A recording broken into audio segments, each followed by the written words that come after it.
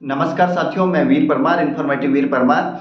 आज आपको बताऊंगा यूरिक एसिड के बारे में। यूरिक एसिड क्या होता है, इसके बढ़ जाने से हमें क्या समस्याएं होती है और इसका समाधान क्या है। हम किस तरह से अपना लाइफस्टाइल मेंटेन करके, अपने डाइट्स प्लान करके इसको कम कर सकते हैं, इसको ठीक कर सकते हैं।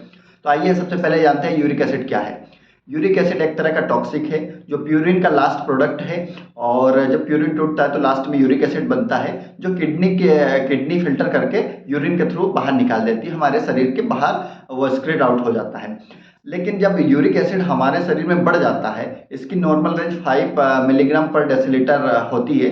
अगर 5 मिलीग्राम पर डेसीलीटर से अधिक ये बढ़ता है तो हमारे जॉइंट्स में ये जमने लगता है क्रिस्टल के फॉर्म में, दानों के फॉर्म में, और ये हमें पेन का एहसास कराता है, हमें दर्द देता है।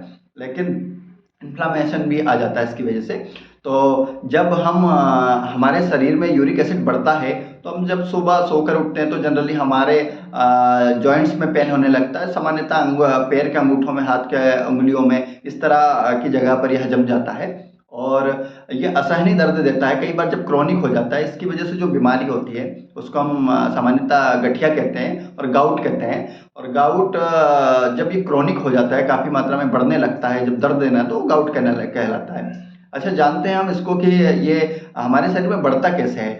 तो इसका जो मुख्य कारण है वो कहते हैं कि सी फूड्स जो होते हैं, समुद्री जीव को जो खाते हैं, रेड मीट्स होते हैं, अल्कोहल होते हैं और कुछ दालें होती है, उसकी वजह से ये बढ़ जाता है। जब हम ज़्यादा खाते हैं या इसका ज़्यादा सेवन करते हैं तो ये कई बार इसकी वजह से यूरिक एसिड हमारा बढ़ जाता है। लेकिन जब बढ़ जाता है तो जब एक्यूट रहता है, जब ये बढ़ता ही है, उस समय हम इसको ठीक कर सकते हैं हमारी डाइट प्लान करके। हम अपने भोजन से मांस को और अल्कोहल को, कुछ दालों को हम हटा दें तो ये ठीक होने लगता है जब ये एक्यूट रहता है। लेकिन जब ये क्रॉनिक हो जाता है तो हमें कुछ दवाई इसके लिए लेनी पड़ती है और कई बार इसका ट्रीटमेंट लंबा चलता है, कई सालों तक भी चल सकता है, क्योंकि ये कई बार क्रिस्टल्स इनके जम जाते हैं तो धीरे धीरे वो हटते हैं, धीरे धीरे यूरिक एसिड हमारा नॉर्मल होता है। तो इसके सिम्टम लॉन्ग टर्म रह सकते हैं और इसको कम करने के लिए हम हमारी डाइट में विटामिन सी को ले सकते हैं। विटामिन सी के लिए हम नींबू, संतरा, इस टाइप के जूसेस ले सकते हैं। करेला भी इसके लिए काफ़ी अच्छा माना जाता है कि करेले को भी हम जो बीटर वेजिटेबल होता है उसको ले सकते हैं, उसमें भी विटामिन सी भरपूर होता है और भी उसमें इंग्रेडिएंट होते हैं।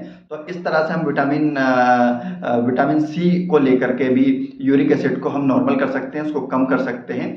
तो दोस्तों, इस तरह से हमें अपनी अच्छी डाइट प्लान करनी चाहिए। और जब भी ये अगर ऐसी कोई समस्या आपके साथ आती है कि आपके जॉइंट्स में पेन हो रहा है, तो हमें अपना यूरिक एसिड जरूर चेक कराना चाहिए और इसको समय पर ठीक करके अच्छी लाइफस्टाइल अडॉप्ट करनी चाहिए। धन्यवाद, बहुत बहुत आभार।